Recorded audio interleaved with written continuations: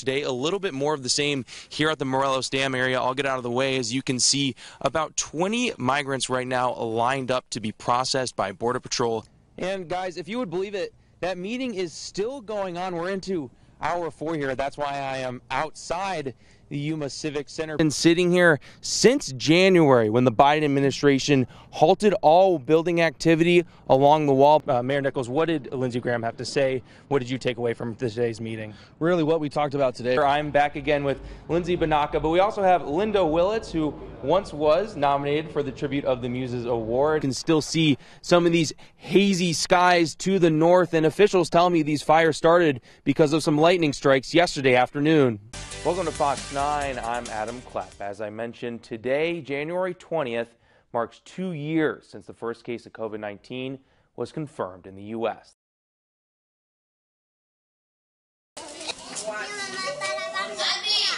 Mexicali's migrant shelters, filled with the sounds of children.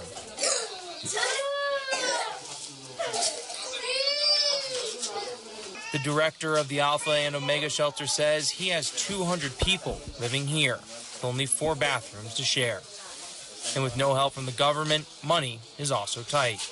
And that's why we're about to decide to keep going or close. Groups of migrants, the majority Haitians, pour into Mexicali daily by the hundreds.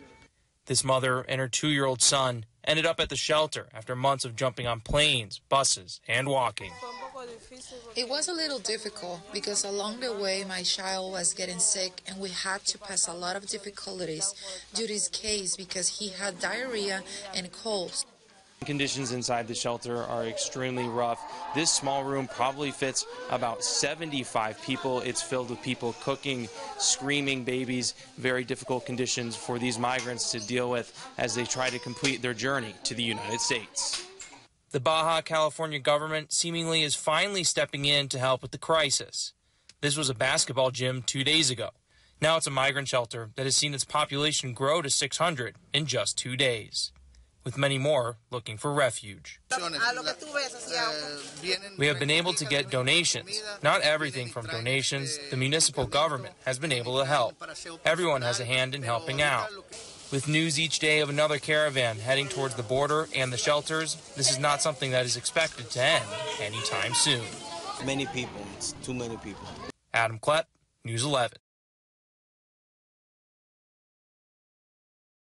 Well, it has been 1 week since Yuma Mayor Doug Nichols declared a local emergency due to the situation at the border. Today, a little bit more of the same here at the Morelos Dam area. I'll get out of the way. As you can see, about 20 migrants right now lined up to be processed by Border Patrol as they seek asylum in the United States. The migrants, giving their information to Border Patrol, are then loaded up into vans. My interview with these 2 asylum seekers, who say it took them 5 or 6 days to get here, cut short by Border Patrol. Sure, can't be interviewing when they're in our custody. They are then hauled away, and I'm the only one left at the wall. But evidence of their stay here remains, in the form of abandoned tennis shoes and makeshift fire pits. This daily routine for Border Patrol and local law enforcement goes on, as Yuma remains under a local emergency declared by Mayor Nichols. He says apprehension levels are back down to what they were, about 1,000 a day since October 1st, before the surge that caused the local emergency declaration. There's still a lot of activity along the border. Some additional measures have been in place, like additional porta potties, water, and blankets for the cold nights. But we are not having the long durations of people waiting at the border.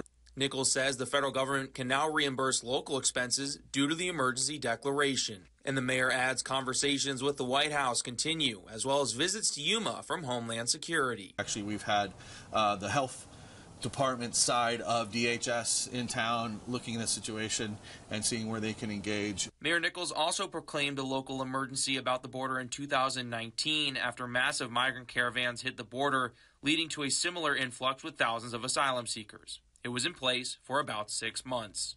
Adam Klepp, News 11.